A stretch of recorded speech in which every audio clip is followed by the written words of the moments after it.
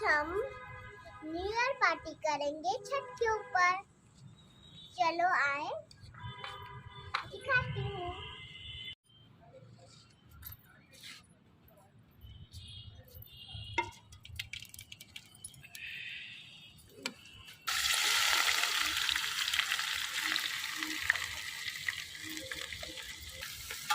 이거 먹는 거 뭐랄까?